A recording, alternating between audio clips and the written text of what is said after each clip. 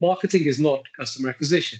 Marketing is strategy, it's positioning, it's product, it's place. So right, so it's all the P's, and all the P's are essentially strategy. So marketing should act as an engine of growth to the company always. It should be close to the revenue in the sense that it needs to understand what are the business priorities, what are the goals that the company has to reach at the end of the year or at the end of the quarter, and it needs to align whatever marketing is doing with that, right? It can't be detached from that.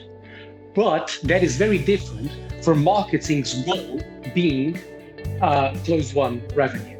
That was DG, and this is Social 3.0, the podcast designed to help B2Bs grow through content and communities.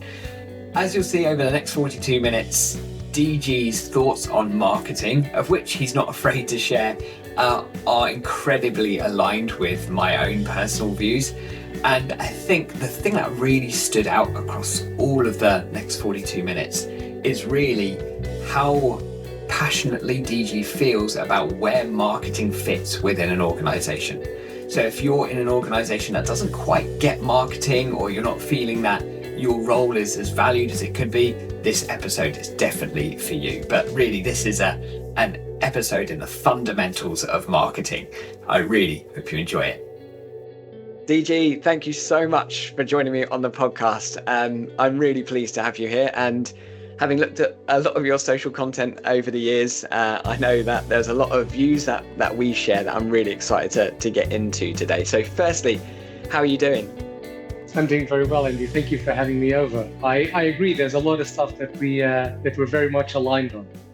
Absolutely. That's why I'm really excited to get into this chat. So we'll get into the goodness in a second, but you've had a really interesting career in social media. So starting particularly in social, and how your careers graduated more into B2B, into advisory for startups, broader marketing, branding, etc.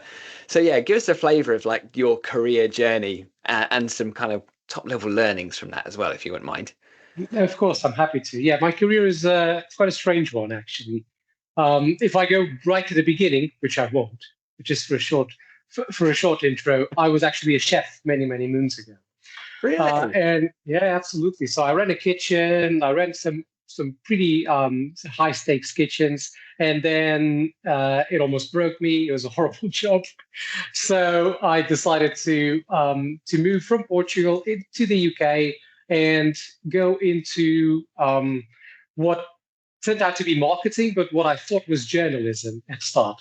So I wanted to create content, but for me it was editorial content. That was my focus. And that's where I started in London, in places like Reuters.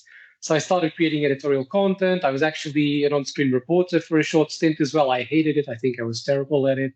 So I gave up that quite quickly, and then went on to Sky Media, where I had a much more leading role in not just editorial and digital, but also social media.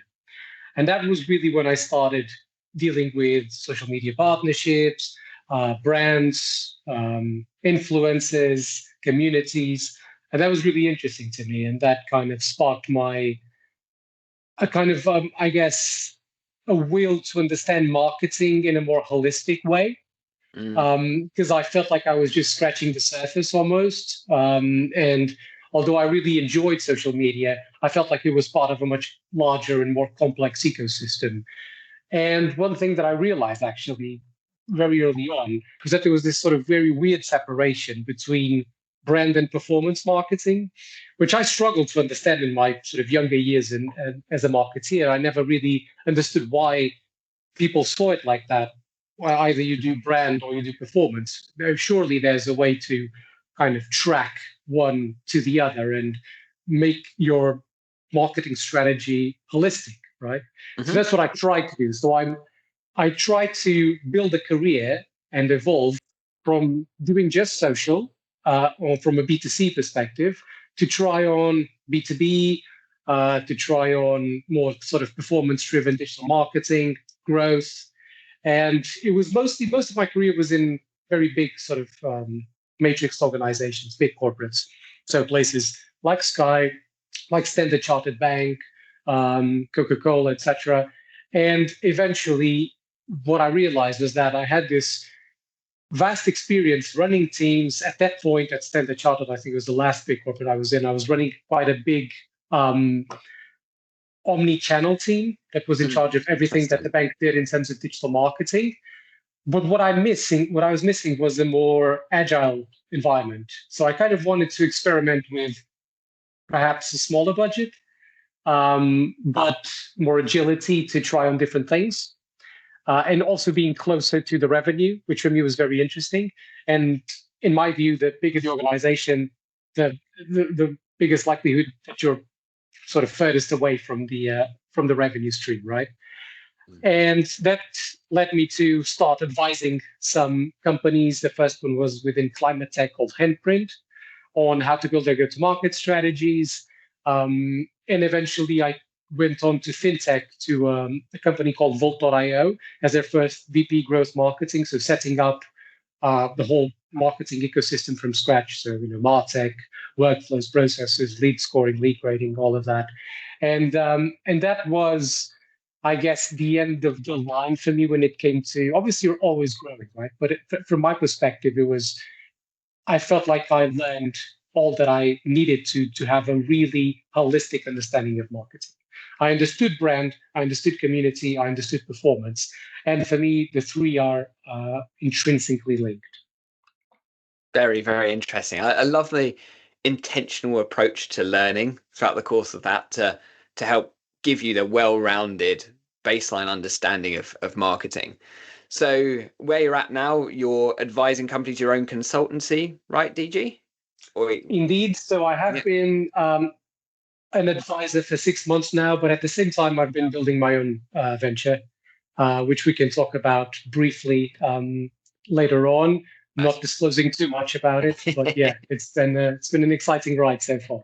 I love it. So, what were your biggest learnings when moving from those large B2C organizations into more of like B2B when you're starting to get into climate tech and you're starting to get into or working for Volt.io, managing being the VP of growth, managing all these multi-channels, yet with your fundamental understanding of social? How do you think both the B2C to B2B transition work for you, and also how that baseline understanding of how social works at scale, how has that served your career as well and your thinking in general? Well, I think I was lucky enough to witness a tremendous change in mindset within B2B. When I started my career, I remember B2B being very boring, still very gray, very corporate. And as I started moving more into that space, there was this realization in general from the community that B2B needed to be more like B2C. All these podcasts, B2B needs Don Draper and all of that, that came on and made us aware that on the other side of a decision maker when signing a B2B contract, there's a human being that needs to be connected to your brand in an emotional way. And that, I think, it has its pitfalls, and it's a very simplistic way of looking at the B2B process. And I don't like oversimplistic sort of mantras, but it did, it changed the way B2B marketers felt and saw the way to sort of closed one. And that, I think, was really important because it allowed us to be more personalized. It allowed us to be more original, more creative. And I think that's definitely had some impact and is still having some impact on how we do B2B. B2B has other problems. I think one of them is that there was this attempt to linearize, and I think I just made up this word, but to linearize the. Go with it. I'm going to go with it. To linearize the journey the same way that you have it in B2C, which is quite linear or can be quite linear, to try and adapt that to B2B as well. So there were all these agencies that came up with these, frameworks that allowed you to, in a really straightforward way, map out first touch point with last touch point with closed one revenue. And throughout my experience, I never saw any of that work. Not really. Mm-hmm. There's always an extra layer of complication. there's always a flaw in the way you attribute touch points to closed won deals or to opportunities, whatever KPIs you set yourself. So I always saw it as a bit of kind of like the snake oil it was being pushed by loads of B2B marketers, and kind of, if you do this, this will work. And that's all you need to do as a B2B. And I think that led to a discredit almost of the marketing function. And we're seeing, I think, the collateral of that now. A lot of marketers are struggling to prove their worth and are struggling to adapt to, especially when it comes to startups. I think in big corporations, it's safer because there's not as much scrutiny, if I can be completely honest. I mean, big corporations can have 20 MarTech tools that are just there and no one pays for them. They can have 30 people marketing teams that each person does one very specific job, and that's absolutely fine, and there's no ROI, there's just budgets to be spent. But once you move into the startup and scale-up world, there's scrutiny. There's scrutiny of the MarTech tools that you bring in, of the value you bring to the business, and there's also a lot of pressure put on marketers to deliver everything. And in B2B particularly, marketers we've taken on ourselves as revenue generators.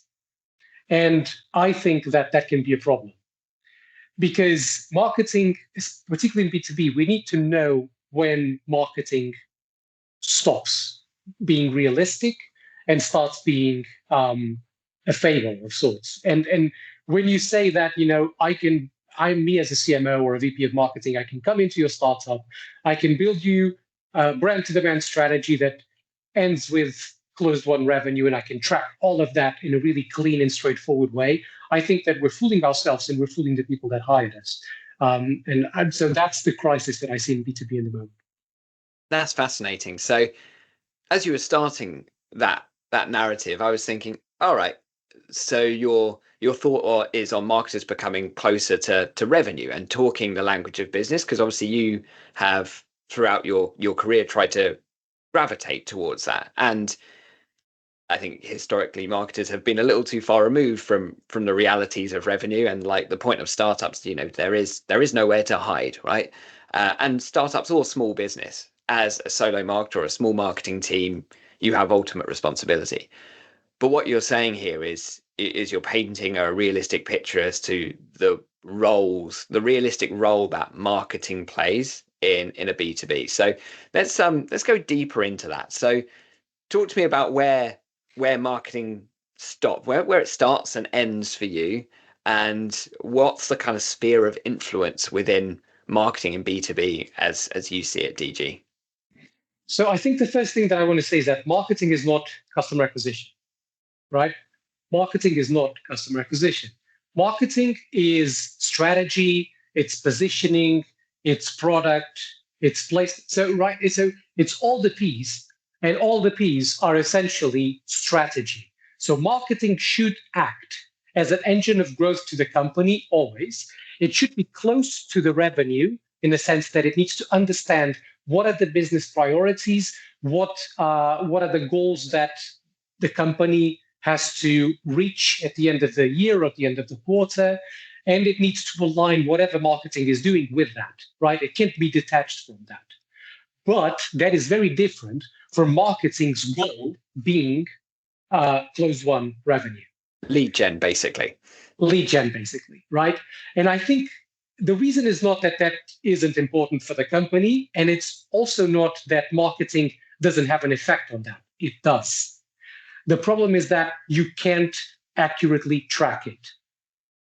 And if you can't accurately track it, and if the attribution is wrong, then whatever it is that you're doing is going to be kind of, I guess, poisoned by this false metric that you've put on yourself, right?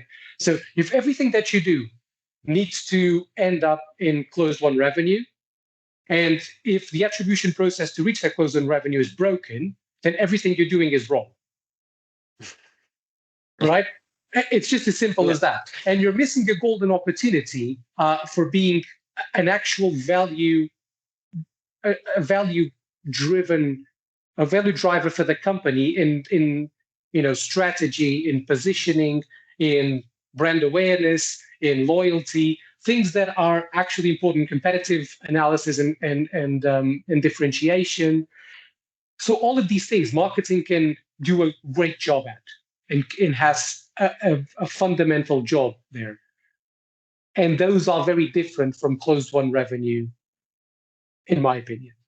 I got it. Yeah, that makes a ton of sense. Really love your narrative on it. So I've got two different tangents we need to go in right now. So, and I'm known for taking these conversations in different directions and forgetting other things that we want to go down to. But there's two real important parts here. So, number one, let's talk about attribution. Attribution being broken.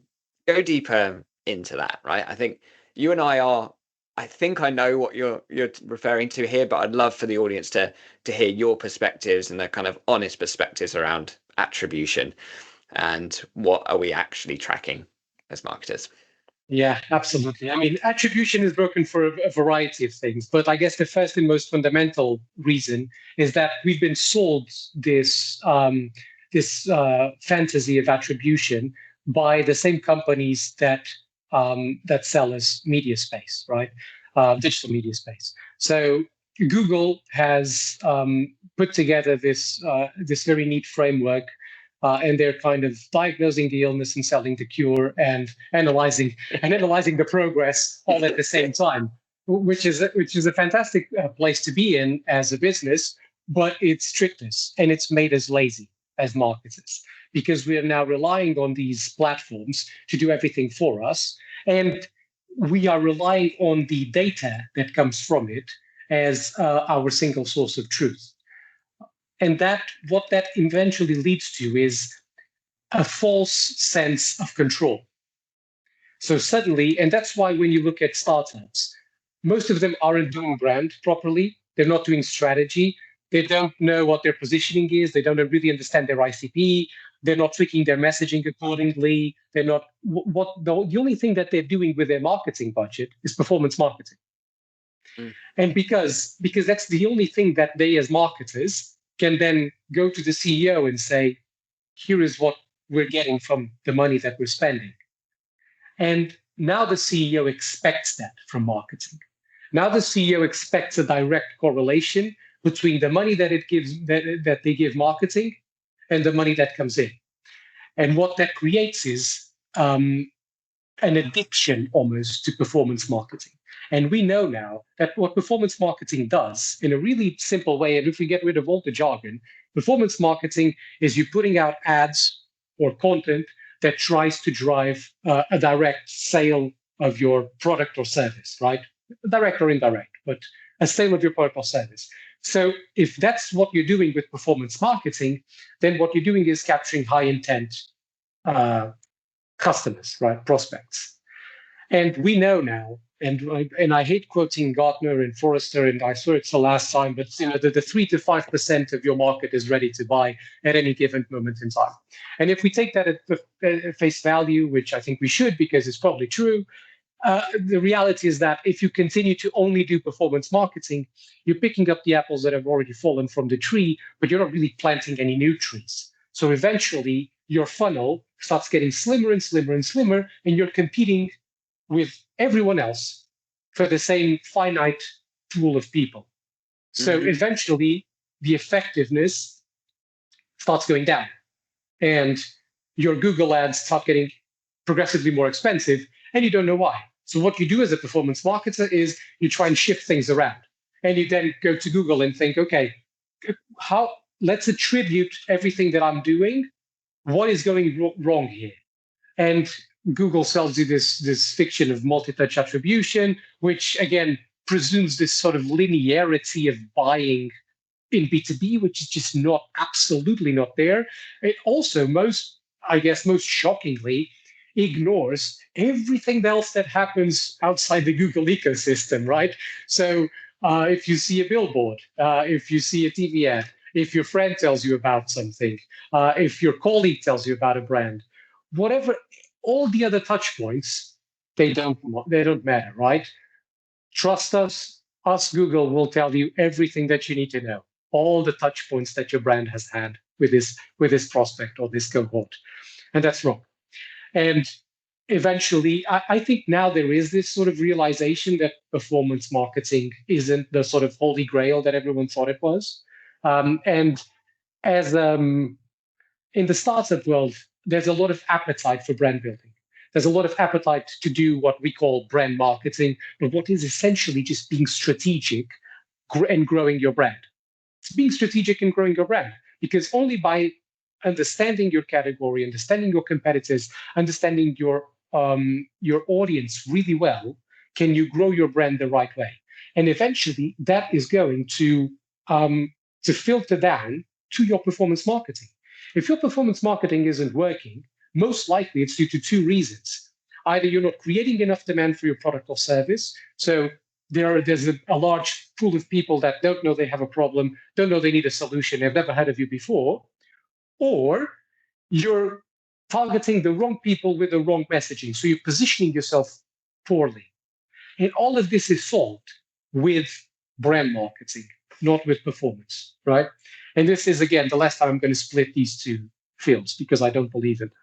It's about being strategic, having a lot of data on your category, your competitors, and your audience, and have a good understanding of what your brand positioning is and what it should be. If you nail that, you are poised to grow. Amen, brother. Yeah, it's absolutely love that. And it's also kind of painful for me to hear that, because we fell into this trap at Content Cal as we were building our startup. And typically we had sold investors on the dream of, put in £1 in the top, you're getting £3 out the bottom. That's just typically how it works. And you realize in the early stages, that's okay. You can sustain some short-term growth with some Google ads, right? If you do it well, if your CPCs are low enough and your LTVs are good enough, lots of acronyms, lifetime values and cost per clicks. So if all of that's aligned, a nice 3-to-1 ratio, good as gold. Keep on chucking in those dollars. Now, doesn't scale linearly, it turns out. So the more, just because that's your conversion rate today on $1,000 a month, now when we're doing $100,000 a month in ad spend, doesn't quite scale, right? So then suddenly you're like, oh right, we've got a big problem, because we've set some investor expectations around growth. We're spending the money, but the result isn't necessarily following the same percentile growth. And the same diagnosis that you had just described, and everything's looks 2020 in hindsight, isn't it? So you look back at it and you go, okay, you can really see this out without the foundations of brand that underpin it, then clearly you're going to hit a ceiling with performance marketing. So we've been there, we've seen it. And I think the other thing to add into your story too, from like a real life case study perspective, is that whenever you look at your Google Analytics, it's going to tell you so much comes through Google. So of course you go, all right, everything comes through Google, so we're just going to fire more money at Google. Unfortunately, what it doesn't tell you, to all of your points, is like, oh, actually, they heard us on a podcast or saw their mate DG talking about it in one of his talks. None of that is shown. So 100%. Now, playing devil's advocate here, to go down the other track that I said I was going to come back to, is that, okay, great. Principally, that all makes sense. Totally get the theory behind it, and the practice and the case studies we've just shown. But hey, I'm a startup. We've just raised some funding, or a small business. We've got limited resources. What do we do? We can't just have a marketer run some great strategy and that's it. We need action. We need stuff to happen right now. So what's the answer to that? In my opinion, the answer to that is, don't expect your marketing team at that stage of your company to be a revenue generator machine. You don't expect it out of other functions, right? You don't expect HR to drive revenue. You don't expect product to drive revenue, but yet indirectly they all do, right? They all contribute to growth, but they're not direct revenue generators, right? That's sales. And I would advise you to look at marketing as you look at strategy, because I've seen a lot of B2B startups having strategy teams that help them go into different markets, that help them develop new products, that help them understand their audiences. But actually, those strategy teams, what they are is they're usually built by ex-consultants. And the way they have to do their research is manual. It is backwards looking. And when I say backwards looking is if you have to do a 10 people focus group to understand your audience, you've not understood your audience. If you're doing a survey asking people about how they feel about your brand, you're not getting the right answer. It's the old Jeff Bezos quote, right? Your brand is what other people say about you when you're not in the room.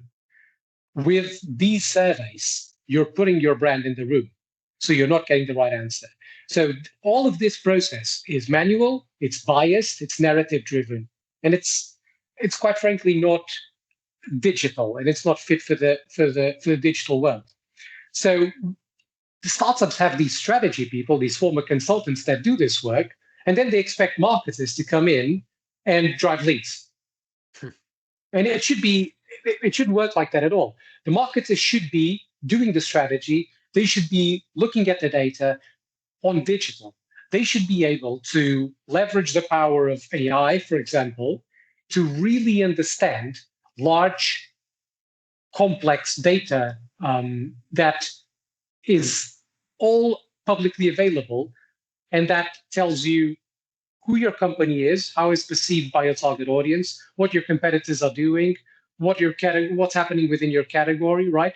And all of that should be used to then decide how your brand is positioned, how you go to market, how you expand into a new market, how do you evolve your product, how do you develop your product. So marketing should be in close cooperation with product development as well. So this understanding of your category, your brand, your people, your competitors, right? That's a tremendous value add. And if I was a startup right now, a B2B startup, I'd be looking at marketing to help me with that, because marketing has the finger on the pulse. They're constantly looking at the digital landscape. They understand what's being said. They have the tools available to do that, and they will have progressively better tools as AI evolves as well, and the MarTech landscape evolves with it. So that's what I'd be looking at. I wouldn't be looking at, give me more leads this quarter, because leads are a result of something. They're not the lagging indicator. Right, they're the lagging. That's exactly right. That's exactly what a lead is, right? So yeah, I guess the short answer is that. Yeah, really, really interesting.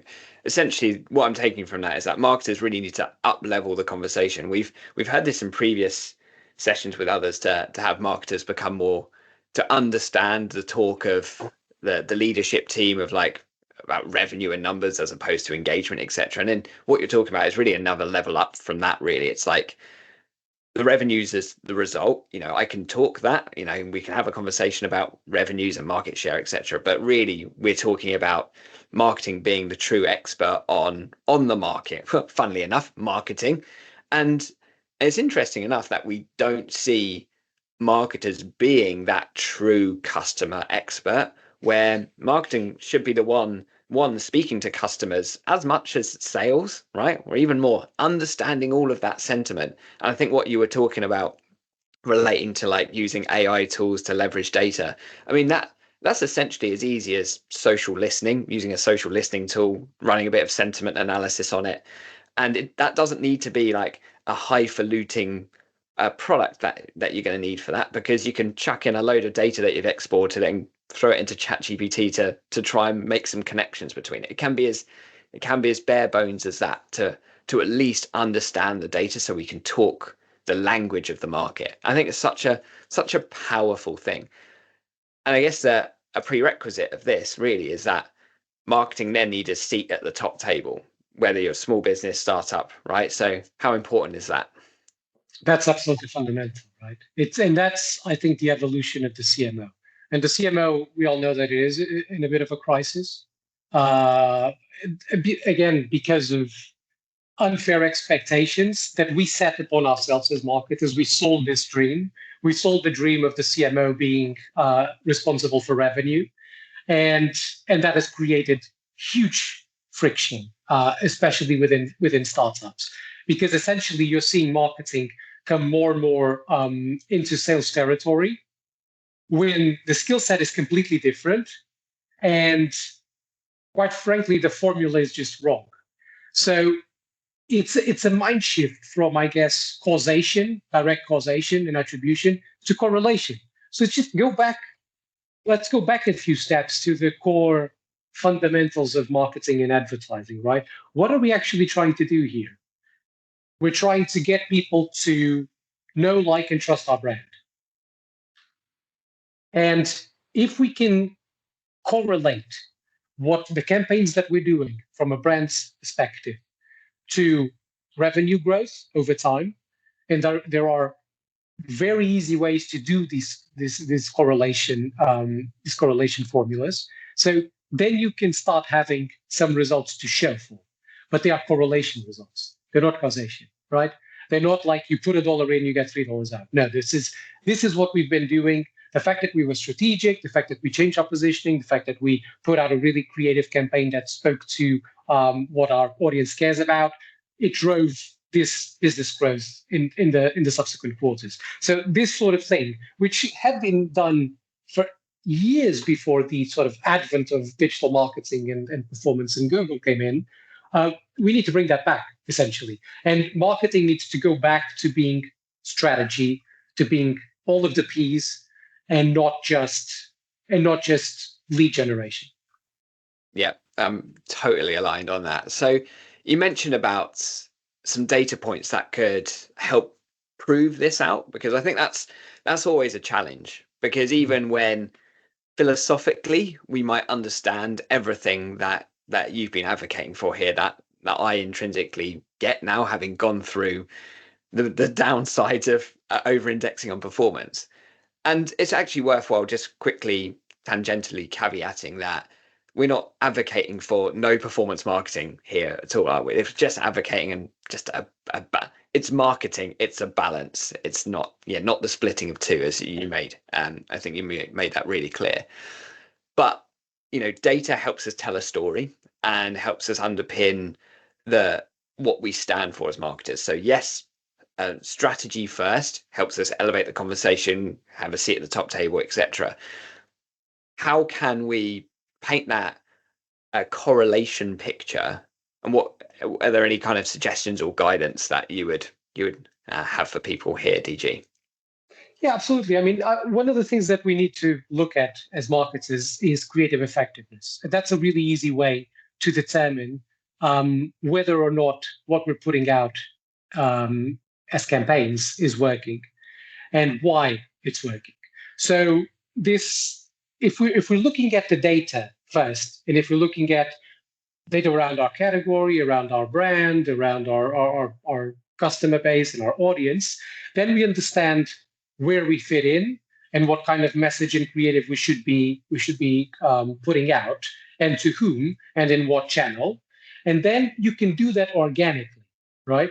You can do that organically without putting paid performance money behind it, and you can test the effectiveness of that creative.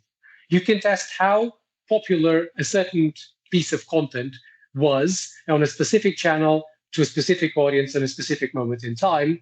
And you can use AI again and use the tools that are somewhat available now, but will only get better in the future, to determine why. Why did I have really high engagement on Facebook yesterday, right? And capitalize on that data to then create a paid post, a performance marketing piece of content that will drive conversion to your website, or that will drive sales to your product. And suddenly you have a free way to test content before you create an ad. And I think that's really important, right? Because you can, in this moment of time, you can actually test content at scale without putting a single penny behind it before you spend a lot of money. And even when we're talking about, say, big creative campaigns that you put on TV or an out of home, or the Super Bowl commercial, like, why would you create such an expensive campaign without really testing it properly for free on your own channels? And I guess social is a perfect way to do that. So that would be my approach. Focus on creative effectiveness. And then once you've got that nailed down and you're starting to do performance marketing, you can then obviously tie that to either lead generation, if that's what you're doing, or find a correlation metric that aligns to revenue growth and that you feel it's fair. It'll depend from company to company, it'll depend on your business model, it'll depend on your sales motions, but it's about knowing where to stop and do correlation. What is always wrong is having closed won revenue as the final stop, because then you've got sales involved, you've got compliance involved, you've got so many other factors that will change your view of how effective your content is. You should determine how effective your content is in an organic way, not through lead gen. Yeah, I'm with you. And that makes a ton of sense. So how then, one more question on data, and we've got one more question then to close us out. So on that data point as well, are there any things or data points that you would suggest for people that are wanting to track their brand growth over time? So creative effectiveness, totally get. Lead gen, very easy to prove out. We know the downsides of that too. But what about brand growth? So it's that kind of nebulous concept that so many people don't really understand. You're like, oh, brand is just a logo. No, it's not. It's everything. It's the feel of it. It's the unexplained emotional connection. How we get it as marketers, we get it. We want to talk about it all the time. But people that haven't come from a marketing background, maybe they've come from another background. Maybe they're a developer, etc. And they don't quite get the things. If you can't see it, how do you know it exists? So any suggestions here, which I know is a kind of $1 million question here, DG? No, but it's a good $1 million question, and there is an answer to it. I mean, I always see it as separated between two. You've got brand performance, and brand performance should be how well are your own properties performing, right? So looking at your content on Facebook, on LinkedIn, on Twitter, wherever it is, looking at your blogs, time spent on your website, but also looking at your review sites. So your forums, your communities, anywhere your brand is being talked about, or anywhere you're publishing content, and then evaluating how well it's performing. That will give you a measure of brand strength, like how healthy, how strong is your brand. But then there's brand equity, right, which is a more qualitative aspect of, is your brand positioned properly? How is your brand being perceived by your target audience? What's your share of voice? And there's really good data that was just published, I think, this week from the API about how share of voice has a direct implication on share of market. So, and this sort of proxy metrics that are really important, because things like, we talk a lot about word of mouth. Word of mouth is this sort of exoteric thing that is very hard to measure unless you go the avenue of consultants that then create a whole intricate system of measuring it that is the furthest away from the truth as it could be. But there are proxies that you can find online for word of mouth. And one of them is, how likely is someone to advise another person that they should buy your brand? And you can track this on social media, on forums, on communities. You can track brand mentions and then analyze within those brand mentions which of them were advice on, I would use this brand or I would use this product. And that already gives you a proxy for word of mouth, right? How likely is your brand to be suggested from one person to another?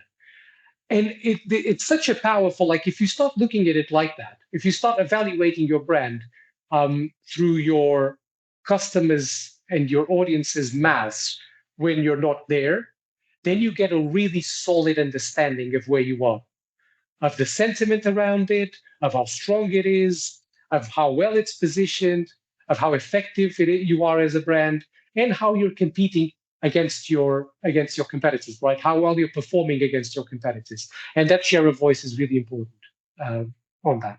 So those are the things that I'd be really focused on. And brand I think there's brand equity. Very cool. Brand performance, brand equity. It's a very simple way of splitting it. And it's a shame because the way AI is evolving it's got huge potential. But I think that, again, as marketers, we're probably looking the wrong way.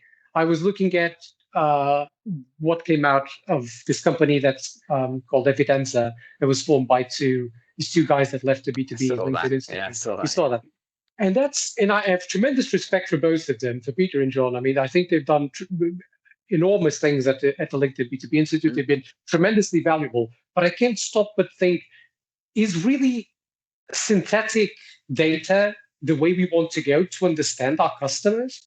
Like, if you want to be more strategic as a brand, why don't we look at what our actual customers are saying when we're not in the room? Why don't we use AI to look at that and to make sense of all this sort of raw, noisy data that's out there? Definitely.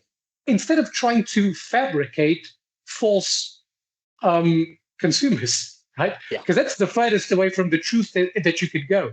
Even if AI is great at that, which it is, and it will be even better, they're still not the truth. And we should be looking at going closer to the truth as possible. I love that. And, if anything, that tool would be a good second check and a validation against what you've already analyzed, just as like a little gut check to go, okay, does an AI model predict the same outcomes for me? And that's a really good way of like double checking your thinking. It's just good critical thinking ultimately. But yeah, I'm so aligned on that.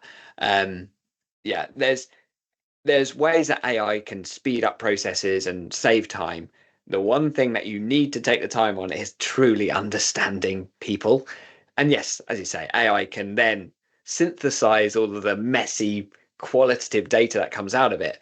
But yeah, if there's probably one kind of key message that's coming out of this podcast so far, is that marketers need to understand the market and most specifically their customers and be that expert within the organization, understand that piece better than anyone else. So yeah, absolutely love that sentiment. So conscious of time, so what's next for you then, DG?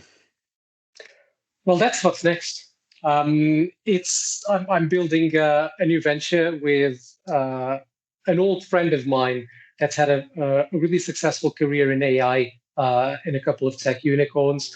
And we're developing a tool that looks at giving marketers and early stage founders a really solid, always on, day-to-day understanding of their brand, control of their brand as well. I'm not going to go into more detail than that. That's cool. But it should be that one source of truth and the only tool that they need to grow their brand.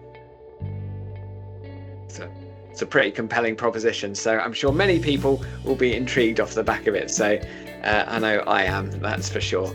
DG, you've been an absolute superstar, absolute gold in this conversation, and so much that marketers within B2Bs or early stage founders can take away from this. So thank you for your generosity in sharing this. Much appreciated.